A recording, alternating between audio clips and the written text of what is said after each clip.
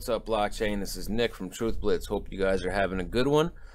We're going to take a quick look at the market, and then we're going to talk about hardware wallets and which one you should buy. So we are in a bit of a recovery, which is always good. A bit of an upswing. We're going to see how far we go and if we pull back. So right now the overall market cap is just under $451 billion. And Bitcoin is up to 93.03, up 7.72%. We also have Ethereum up 7.88% to 912.89. Litecoin is really doing great, $203.48, up 28.95%. And another one that is doing very well.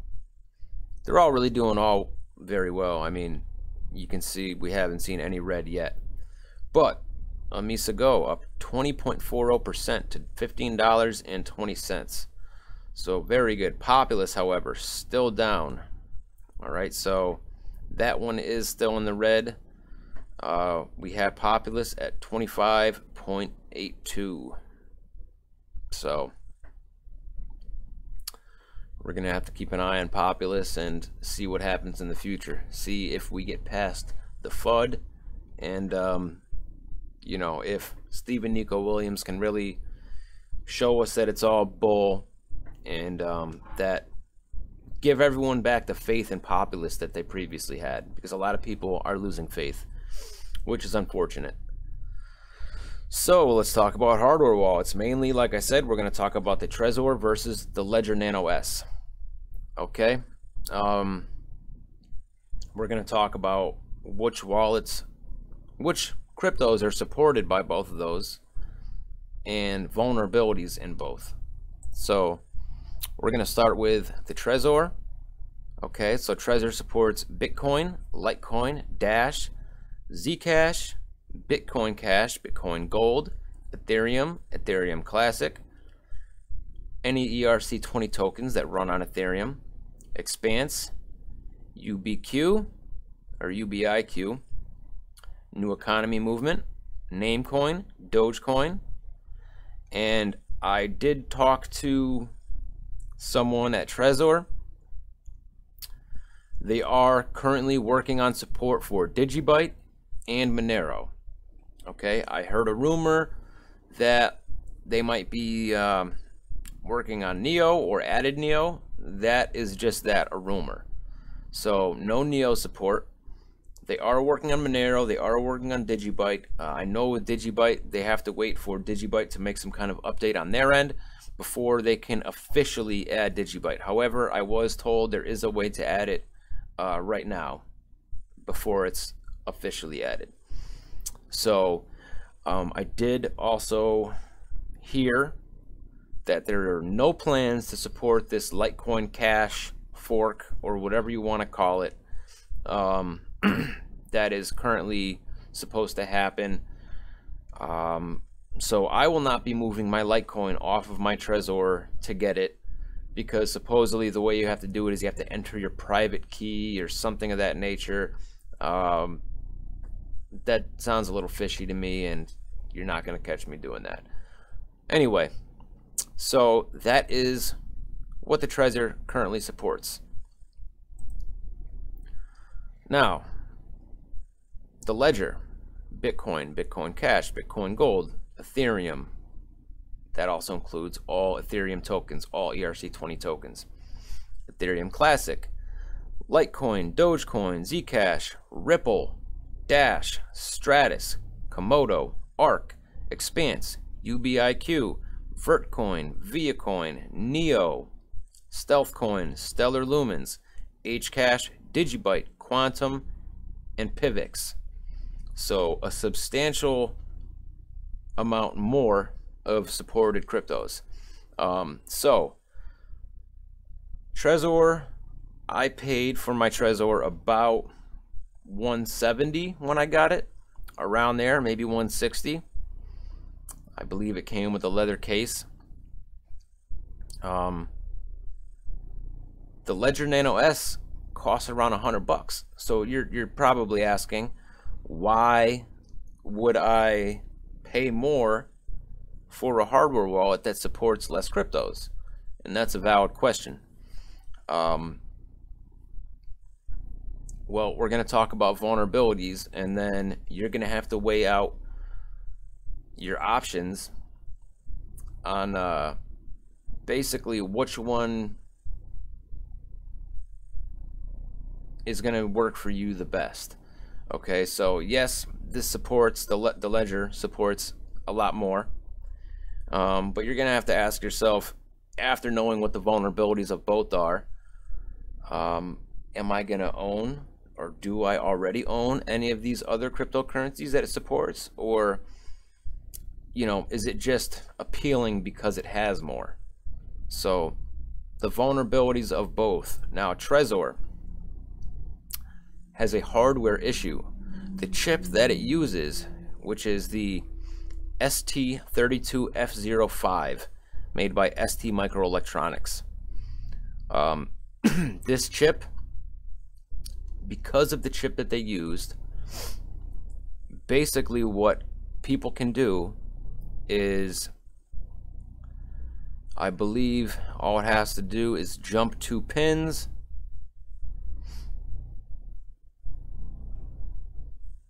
Let's see here.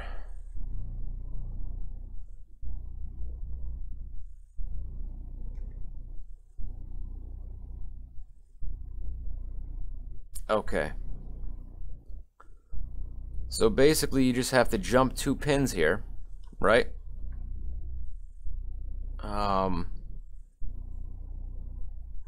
Yeah, connect 2 pins inside, and you can basically get to, on the computer, on the computer that it's connected to, it will show the pin and the seed words. Okay, so this issue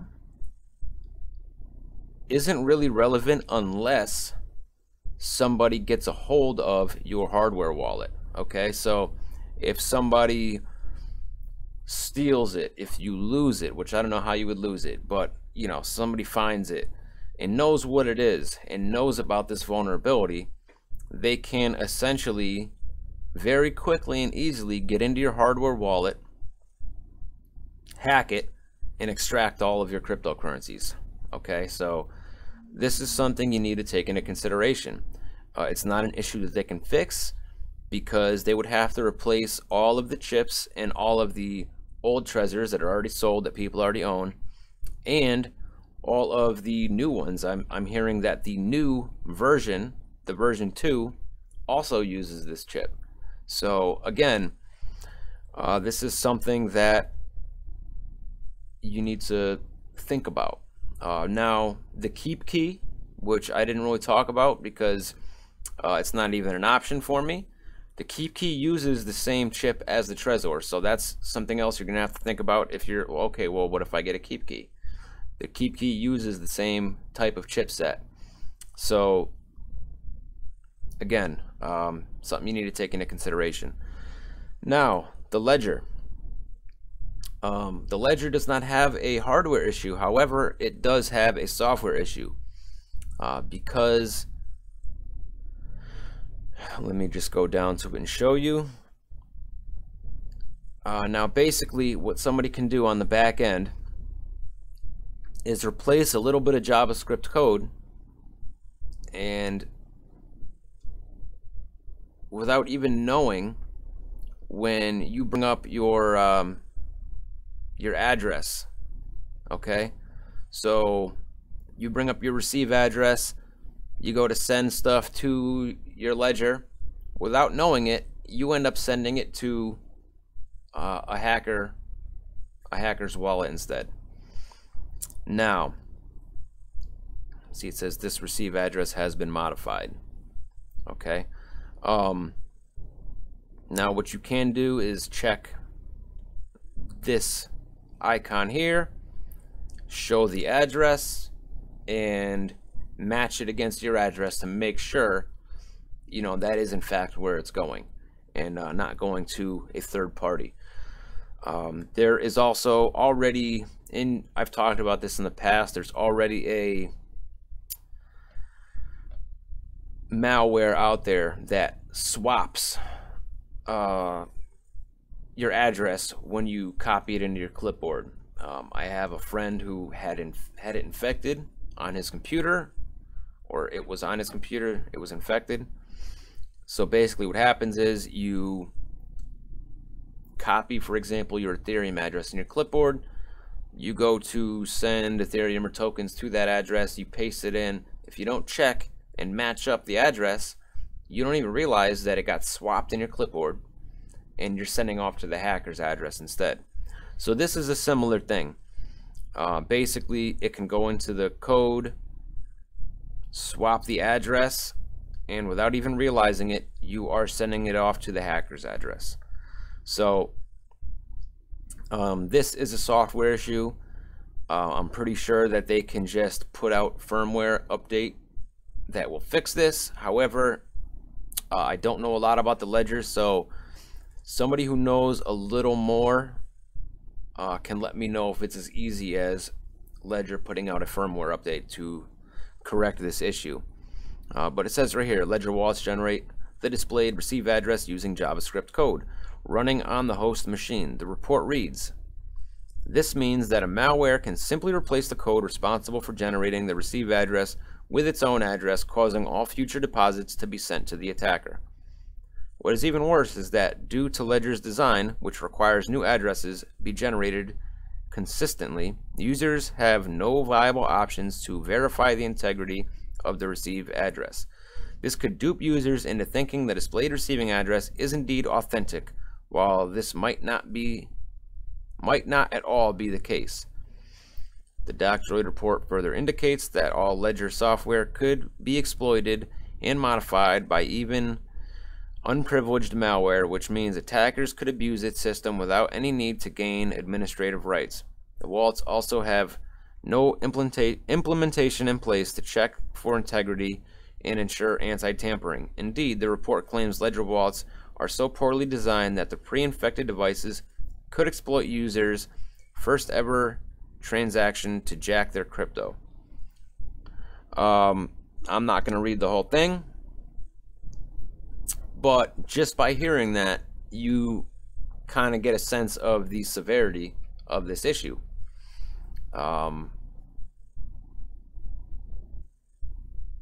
So basically, for me, the Trezor has the main cryptocurrencies added. Do I wish it had support for Neo? Yes, because I own Neo. I do have Digibyte, which, like I said, it is being added, so that's good. And there are some others that I own that neither of them have, like Cardano. Okay, so that really has no bearing on my decision. But basically, as things stand, even though it's a little bit more money, even though it supports less cryptocurrencies, my choice for hardware wallet is the Trezor. And like I said, this is because the vulnerability requires that somebody physically have your wallet to hack it. Whereas with the Ledger, some hacker halfway across the world can infect your computer without you even knowing it. And when you go to use your Ledger and start sending funds to it, they never make it there, and you're sitting there left wondering why. So although the Trezor has a hardware issue that cannot be fixed, that is my choice for what is a better wallet, which is a safer wallet to use. So I hope this helped you guys to make a decision. You guys really need to think about what is best for you. Okay, if you are going to use your Ledger on a computer that you haven't downloaded anything on, is brand new, that you don't keep connected to the internet, that will obviously help to ensure that it stays safe if you decide to go with a ledger. However, just proceed with caution. These are things that you guys should know, that everybody who is shopping for a hardware wallet should know. Weigh out your options. Join the communities on Telegram. Find out, is Trezor, this is how I found out that Trezor is adding support for Monero and Digibyte. Ask them questions. There are people in there who work for the company who know, what's going on. Find out, is Ledger doing anything about this vulnerability? I did not take the time to do that. I just wanted to give you the information as it is right now, and hopefully it'll help you guys to decide which is a better hardware wallet for you. So anyway, guys, that's pretty much it. I just wanted to come out and talk about that briefly because it is something that I have had people ask me about. So I figured I'll just make a video and you guys can decide for yourselves which is best for you. But my choice, for me personally, is the Trezor. So that's pretty much it for now. Follow me on Twitter at TruthBlitzMedia, and I'll see you guys next time.